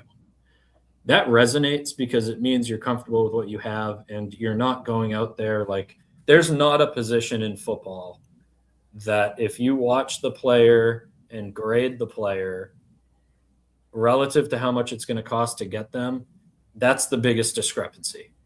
There's just not enough good ones out there. NFL scouts come and talk about players at offensive line, and they complain that there's not enough good ones out there. We returned 3 NFL offensive linemen. There's probably not many teams in the country that do. And then there'll be a good competition at center and right tackle. And we feel like there's guys that have grown in the program that'll fill those needs where we didn't really want to go in the portal. And we hope to not have to much in the future at O-line. We've recruited heavily in high school the last 2 years, and we like those young guys coming up. So that's the ultimate strategy. And really huge credit to Coach Cardwell. If you don't, I mean, we lost Ethan Green to the portal. It was in his last year. It was kind of a mutual thing. Like, he wanted to be guaranteed he's going to go start somewhere. We wanted a competition at right tackle. We love Ethan. He's going to go have a great year at South Florida. When you don't lose guys, that's a testament to the coach. Like, so many programs all across college football, that there's probably not many in the country that didn't lose a player at their position. And so, I mean, Coach Cardwell is intentional about the relationships he builds with those guys throughout the entire year. It's really a brotherhood. I mean, you see him eating in the dining hall together all the time, like truly testament to him. Same with the tight end room with Coach Stepp. We decided not to take a tight end. We wanted to invest in the young guys and make sure that they had room to develop rather than just taking a body to stunt that growth, so to speak. So we have faith that Gavin Gearhart's going to step up and Devin Zahersky's going to step up Grover. Yeah. Gavin Grover. Gavin Gearhart, 7th-year tight end. Yeah. I'd take him, man. Does he know this? Gearhart's like the best leader I've ever seen. So Gavin Grover and then Zahersky, and then our 2 young freshmen last year have the chance to really develop. And there's a walk-on that's been with us a couple of years, Liviel Waters, that we're moving to be a scholarship kid, and he's really impressed over the last year. He's a local kid from Winton Woods, and he has a chance to have a real role as well. Who is that competition at center going to be between? I mean, you go to every spring practice, you'll be able to figure it out. Dang it! All right. Not Terran. I honestly don't even know. It can be a variety of people. That's why they pay Coach Cardwell the big bucks. That's right. Newly promoted to co-offensive coordinator. Bigger bucks. Very well deserved. Coach Cardwell. Keegan, did we miss any positions? He didn't talk at length about Cade Walford. Yeah. Excuse me, Keegan. I know Is that it felt kind of like a shot there. No, it slipped through. It felt personal. He touched on every wide receiver except Cade. Now he's the most interesting guy. I didn't intend to do that. Maybe at least the most public. That's the thing is, some of these kids put offers out, some don't put anything out. So you have us sitting out here, we don't know who's actually interested in these guys. Some of them, I mean, Cade put out several, but I'm sure there were more teams than just that were trying. Yeah. Well, Cade's an extremely versatile player. Obviously, he came up as a running back. He played receiver this year for them. Yards per catch is incredible. He carried the ball, was good in the return game. He's raw. He's got some refinement to do at the position because of that background. But he's really fast, good with the ball in his hands, showed good ball skills, was able to create separation. It's like every building block you look for in a receiver, he has it. And then from a mentality and work ethic standpoint, really good, all the things we heard about him. So, yeah, no, we're fired up about him. And, he has 3 years left. He did it well as a young player there. So, yeah, I mean, fired up about him. Keegan had texted me, congrats on CMC. And I'm like, what are you talking about? It was probably like 2 a.m. I'm like, Keegan has a bad habit of putting some incredibly lofty expectations on players. Yeah. Sure, he's an all-pro already, Keegan. Just like every linebacker's on a fake goal day. All right. You guys are mean. If you had to line up the wide receivers for a 40-yard dash or just a race, who would win right now? He's baiting you. That's bait. I'm just trying to see. Isaiah Johnson. Okay. Just wondering. So it was Cyrus last year. He was willing to say Cyrus is going to be the fastest receiver, probably. So I'm trying to find out. That's what I said. I think Jeff Caldwell will run a faster 40 than him. Ooh, we're going to find out. Combine. I mean, Jeff's going to test like crazy. He's going to be in the top 5 in the history of the combine in the broad jump. Did Cyrus get invited? I don't think so. No. That's unreal. A snub, I would say. Snub. Did Keegan ask you about the white guy or no? I wasn't here. Yeah, it was like a front. Yeah, he asked about Pat Bauer, Phillip, asked about Cade, Yeah. JC French. They all got dads that are coaches and like to stay late after practice. It's kind of guy that you let date your daughter, you know. Yeah. That's what we we're looking for. didn't touch on the corners. Yeah, I was gonna ask. Jacob Finley is a kid that we had been following and tracking since 2023. He started as a redshirt freshman there, and then in 24 his tape was good, and now in 25 his tape was good. When I saw him on the visit, I was like, dude, I feel like I've known you for like 3 years. It's about time you showed up here. And then Kenny Worthy was a redshirt freshman at Washington State, and we thought from a cover skill standpoint, he was top of the charts. Obviously, we went into this wanting to get longer and bigger. Kenny, we truly he was listed at 6 foot. So with these websites, you never really know. I thought he'd be like 5'10", but he showed up at 5'11 and a half. He's got good length, and we're really excited about these two corners. And Danny James and Gravy Johnson coming off that injury, those two have a chance as well to step into bigger roles. And defensively, I truly believe in several areas, especially the back end, we really upgraded, and we knew we had to be better on defense. And we're obviously replacing some high-end players, but we got bigger, faster, stronger, and much better in the cover area. You don't have to name any names, but did you miss on anybody you really wish you got? For whatever reason, dollars, just fit, whatever. Yeah, there's certainly players that, the portal happens really quick. We have to make decisions. Like, I don't regret who we took. To me, it's always about who did we get and are they the right guys? But you kind of look up, and 4 days later, a kid that you liked committed to a school that you didn't think they should. And it's like, I guess if I did this and if I did this, we maybe would have gotten him, right? So I think that's always going to happen. I really couldn't be happier with the players that we were able to get. Ultimately, that's the most important thing. And also the players that decided to stay. Like, we lost a quarterback that everyone's tweeting about making all this money, right? It's easy to leave when that's the case. So a lot of our guys stayed.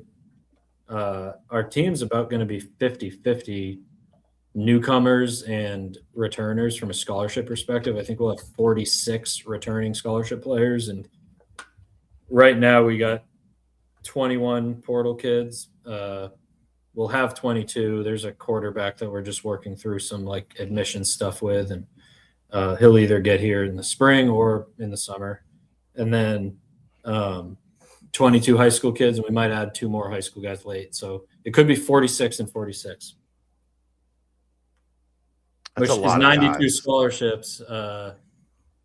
We can get into how that math works to get under the 85, but I don't. That's almost that's only half of the newcomers Oklahoma State has. So yeah, in West Virginia. Yeah, I mean, yeah, we like the strategy that we have. Obviously, every team has their own way to do it, right? Like Oklahoma State's new, it's going to be like that. And West Virginia was new, and they're revamping their whole roster. And over time, our goal is always to recruit really well in high school and retain our best players. That is where it starts. It's a transient time. Sometimes you have to make the best decision for the football team with some of these money conversations. And we're not afraid to go into the portal if we're going to upgrade over someone that would not be cost effective for us returning. Did you watch any scout team tape? Yeah, certainly watch scout team tape. Is that tough to evaluate?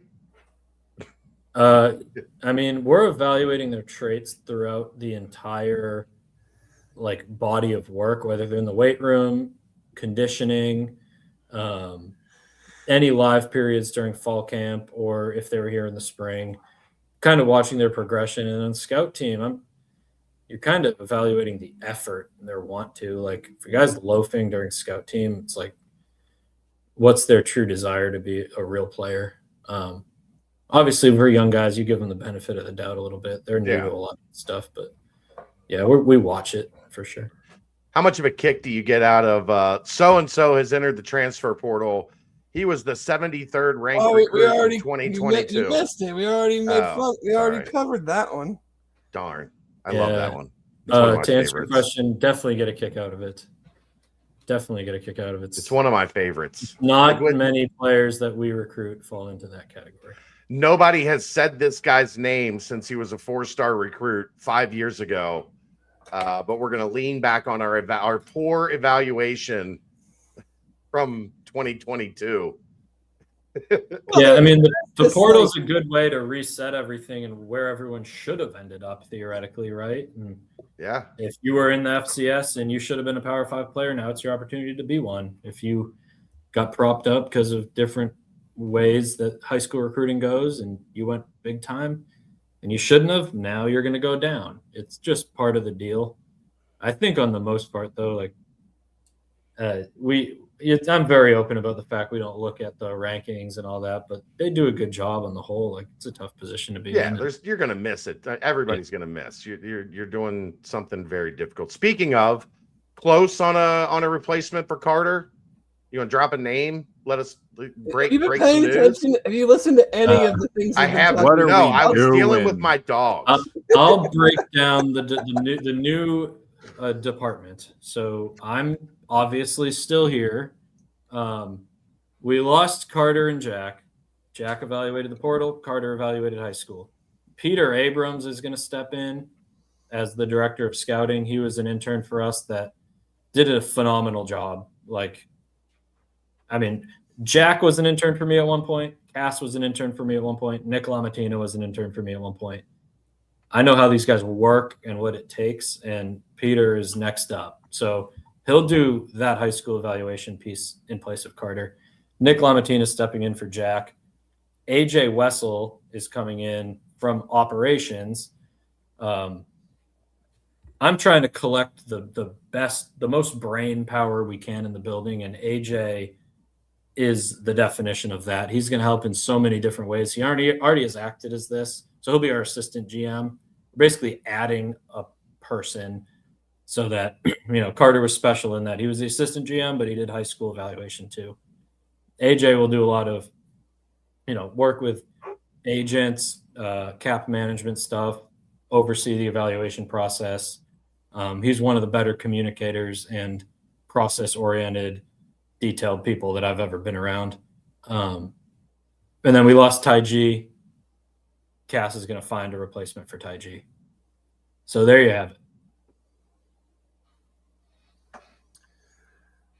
You're muted. Twice. Guys is coming in here screwing up the whole show. Twice. I'm just going to stay quiet. It took me 20 minutes to get the dogs. The dogs wouldn't stop barking during the John Cunningham interview. I had to settle the dogs down, so I missed a little bit. My bad. I'm done talking. What were you trying to say? Thanks for coming on. What were you trying to say when you were muted? I was trying to say, my bad. I was trying to settle things down because my dogs, who have been good of late, they have not barked much during the podcast, but we get John Cunningham on, and they decide that they're going to lose their mind for the first 15 minutes of the show tonight. So, it's been a rough day. I slept in today, and my whole schedule is off. I didn't wake up until 9:30 today. I slept through 3 hours of my alarm. Keegan, when do you sleep till? You sleep like 10, 11? Last night, I didn't go to bed until 1 after I got back from the basketball game. But I try to wake up at 5 or 6 most mornings. Oh, good for you. A little workout in, coffee. I try. I work. Big nap guy. I work best. I work best in the first 2 hours of the day, so I try to pump out some work. Big nap guy. Zach, thank you, brother. Much appreciated. You. You and thank your you staff, guys. especially down a couple members.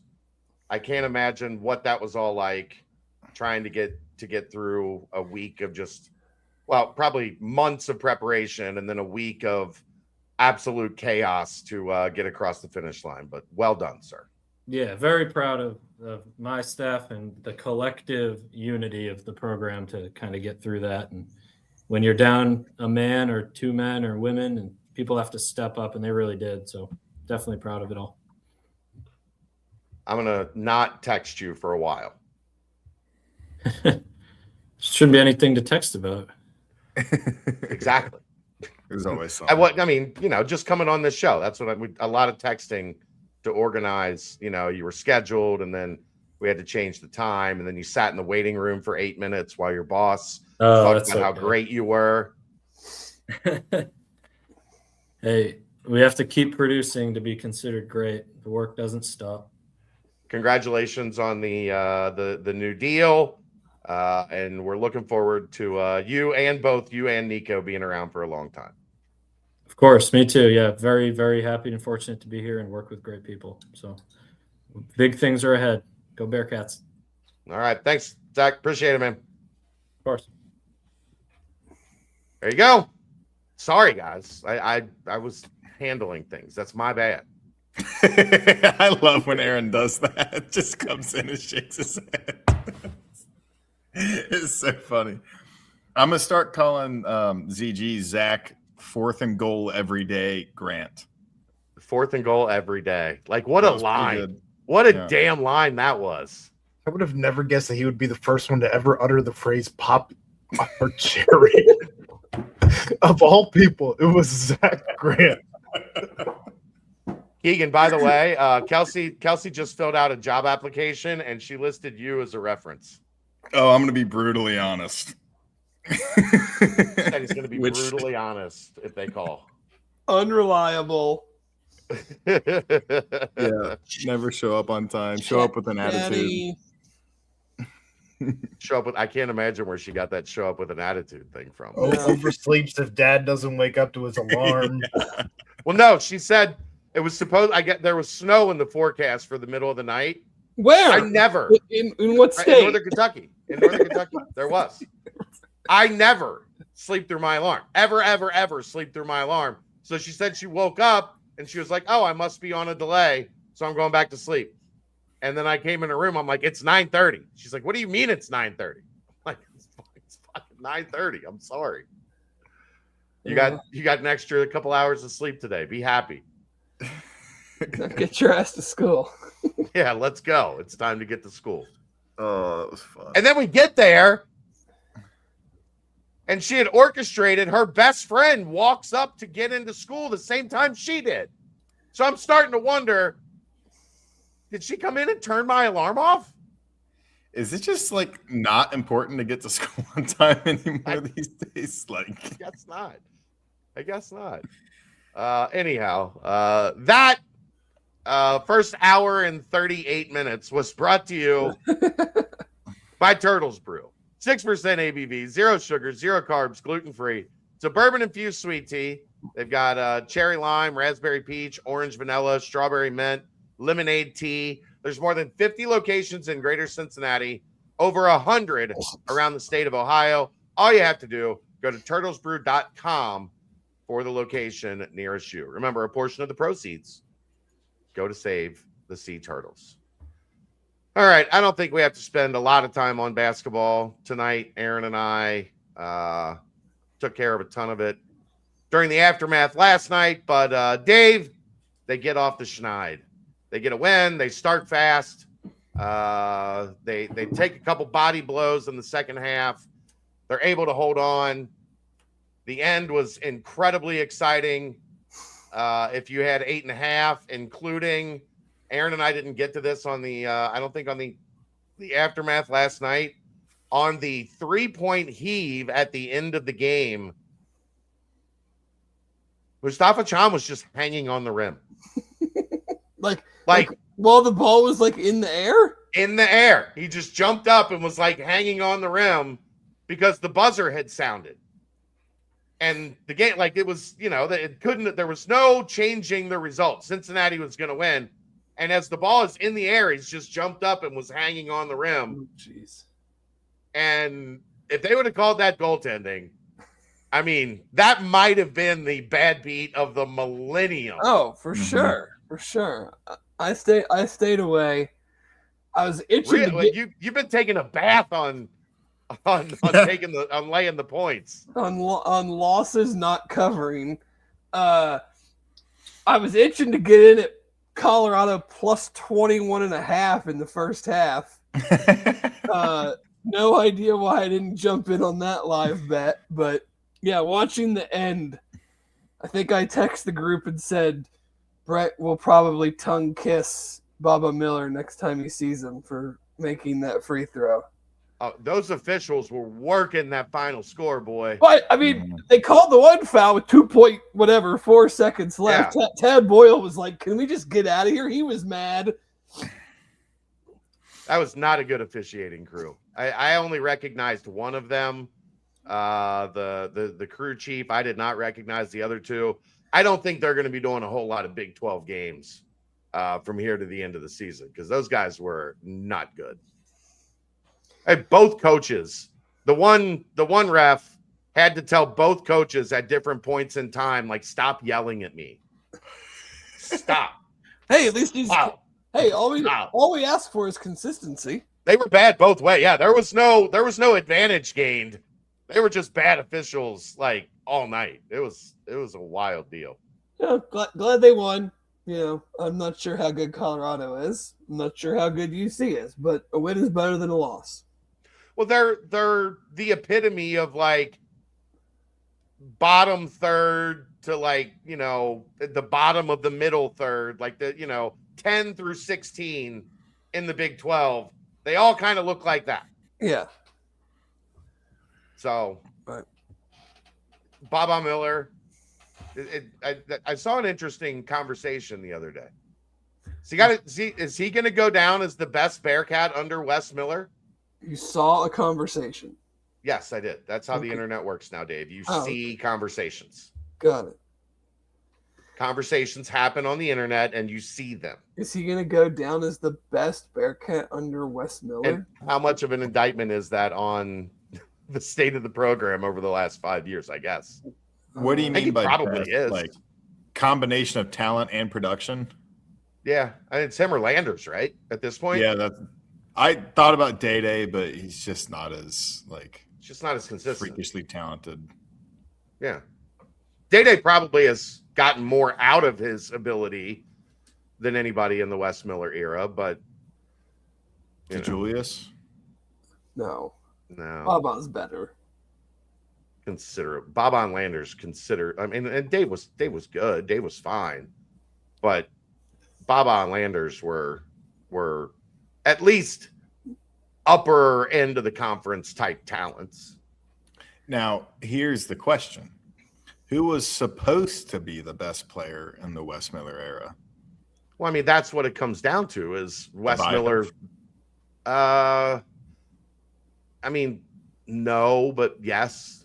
Like the expectations, the things that they placed on his shoulders were more than he could handle, clearly. But ultimately, like if we get to the end of this thing and you ask what really went wrong with the Wes Miller era, it's probably that he put all of his chips on Dan Skillings and Jizzle James to become, Mick put his chips on Deontay Vaughn and then Sean Kilpatrick and then Gary Clark and Jacob Evans and then Jaron Cumberland. Those guys all worked out. Wes put his chips on Dan Skillings and he put his chips on Jizzle James, and they did not turn into anything like any of those guys, I guess is the best way to put it. I would have put my chips on them too, to be fair. I wouldn't have. I would have put my chips on them to be starters and be, top of your roster type guys. But I didn't think there was anything coming in that said those were Big 12 all conference type players.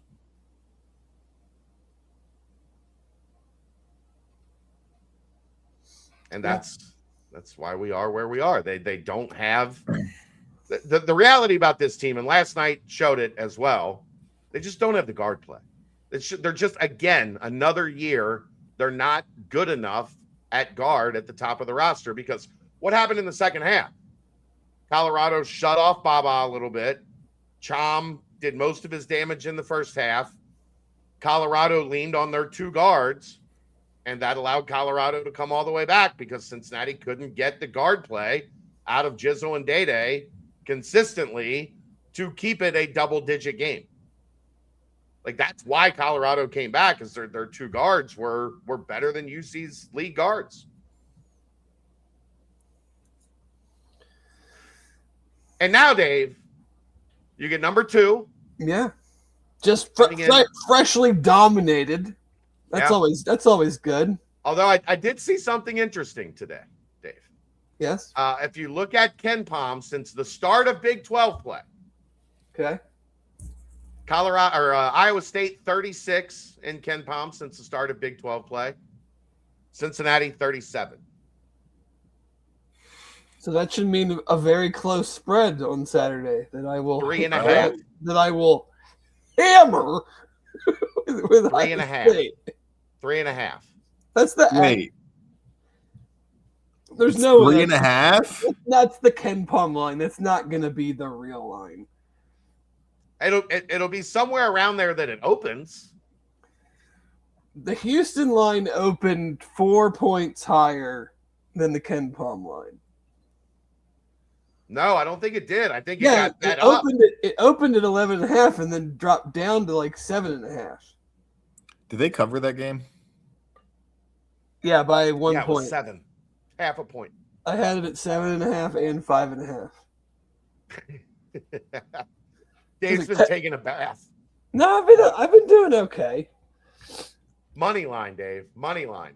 No, there's when you're favored by or dogged by that much, the money line. I mean, great. You bet whatever to win half the money. Better than losing. Yeah, but what's the fun in that? Should we talk? I mean, I feel like we should talk some national championship game. I mean, okay. The Cincy Light 6-pack. The Cincy Light 6-pack is a 6-pack of 1 beers. Who's coming in? Carissa just got home and she was like slowly inching the door open like she was gonna be some big bother. Indiana. My dogs were barking this entire 2-hour show, Carissa. You're fine. As long as you don't bark, you'll be okay. You never know with Carissa. Sounds personal. What a show this has been. Hoosiers -8.5. Alternate -20. They're gonna. Oh my gosh. At the end of this game, there will legitimately be a conversation whether this is one of the best college football teams of all time or not. To go 16-0. Stop it. To go 16-0. Stop. I'm This is like the tweet I saw putting Fernando Mendoza's stats up against 2019 Joe Burrow's stats, where Joe Burrow threw for 3,000 more yards than he did and 30-something or high 20s, 30-something more touchdowns. They're not even. They would get dog walked by that LSU team. Absolutely dog walked. How much better is Indiana's defense than that LSU defense was? How much better is LSU's offense than? I mean, they would score 50. I mean, Indiana is murdering teams. And every game they go into it, and it's like, well, you don't know. They murdered an Alabama team that lost to a 5-7 Florida State team and barely beat Auburn, barely beat Missouri. Like them killing Alabama, what does that mean? Alabama was not good. Alabama was not good. They won a road playoff game against Oklahoma. Like and they came back from down 17. We're saying Oklahoma was good too. So Oklahoma just sucks. I didn't say they sucked, but like, let's pump the brakes a little bit on like the greatest team ever. They needed a miraculous. They needed a miraculous drive at the end of the game to beat a bad Penn State team. Am I wrong? With one of the greatest catches I've ever seen to win that game. So all props to that individual play. but you needed like one of the best catches anyone's ever seen to win that game. I think we're a little bit of a prisoner of a moment here. Like, what's the line? 2001 Miami Hurricanes, 2025 Indiana Hoosiers. That Canes team by double digits.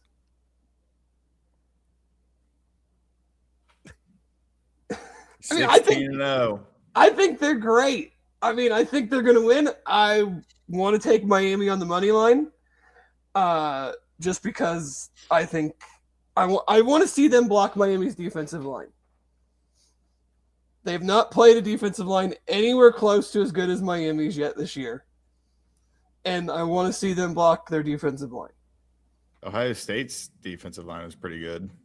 It's okay. It's okay. Are we counting Arvell Reese as a defensive lineman? I mean, he blitzes a ton. They haven't faced anybody like Bain and Akeem Mendez-Ador yet. Now, Carson Beck is a whole other story. Like that, he could throw for 135 and 3 interceptions, and Indiana will crush them if that happens.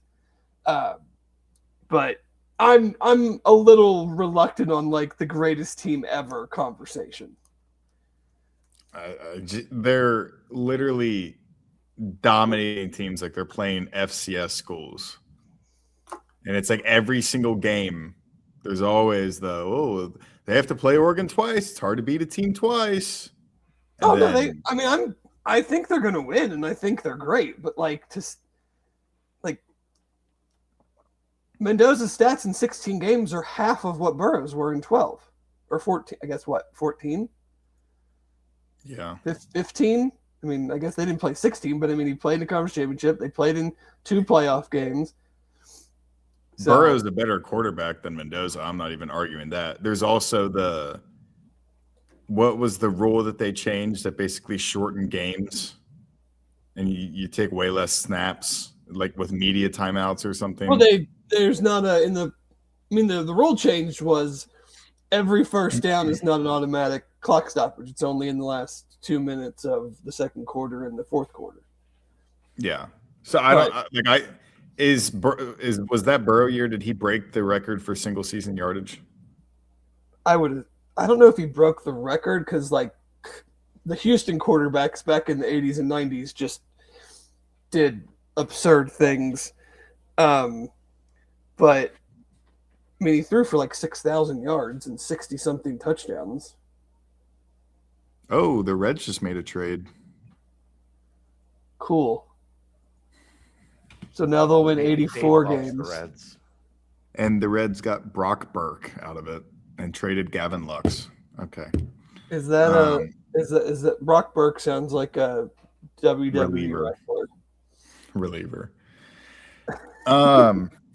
Yeah, I don't know. Like the Heisman stats are just never going to be what they were. I don't think, especially for Burrow. I mean, is he the best college QB of all time? I mean, he had probably the best individual season, but I mean, he had a pretty good junior year, and then he had an unbelievable senior year. I'm sure they're like, I mean, you win the national championship. I don't know. I mean, that's very much I don't know if I'd call him the best. I mean, Tim Tebow is probably the best college quarterback of all time. Okay. I mean, won the Heisman as a sophomore, I would probably say that. He was incredible for 3 years. Beat the Bearcats breaks off when they shouldn't have even been playing them. The best team in the country that year was Alabama. Lost in the SEC championship game. But yeah, I mean, I think Indiana will probably roll because I just don't. Carson Beck against that defense, he'll make some plays with Malachi Toney, I think, just because that dude's incredible. But I don't see them having a ton of success offensively. So if Indiana drops the ball the way they did last game and don't get the fumble recoveries, because it's turnover luck, then maybe Miami keeps it close or can get the upset. But I don't think so. I think it's Hoosiers fairly convincingly. I just like the guys 17. I just love I like the individual talent on Miami's defense so much.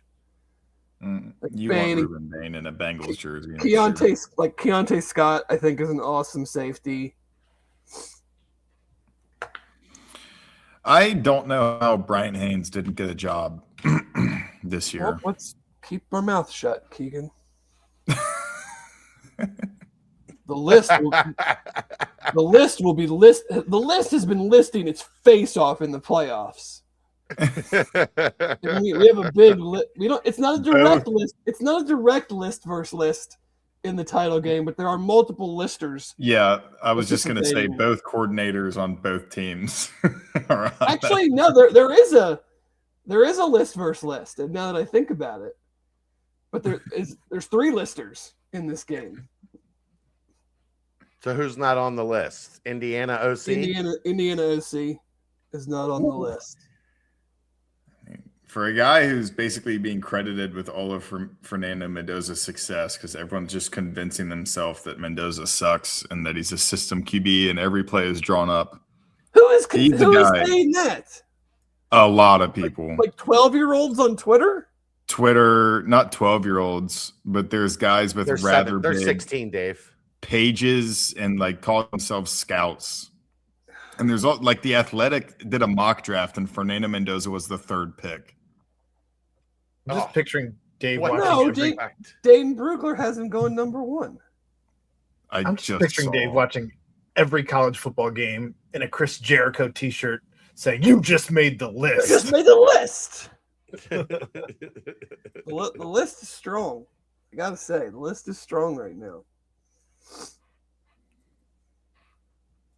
Are we done? I think we're done. The chat is inundated with baseball talk, which, they must not know me very well. No, we have not talked about point shaving in college basketball. I couldn't think of anything I care about less right now than that. They're all like FCS or not FCS, that's football, but there was a guy at Eastern Michigan that's involved. So maybe the Bearcats. It's on the team now? Yeah, he scored 15 against the Bearcats. So I'm guessing we should get that one back. That should be null and void, and the Bearcats get that win back in the good guys column.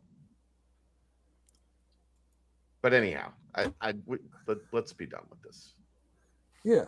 We did enough good things tonight. We don't need to drag this on. Keegan, thank you very much.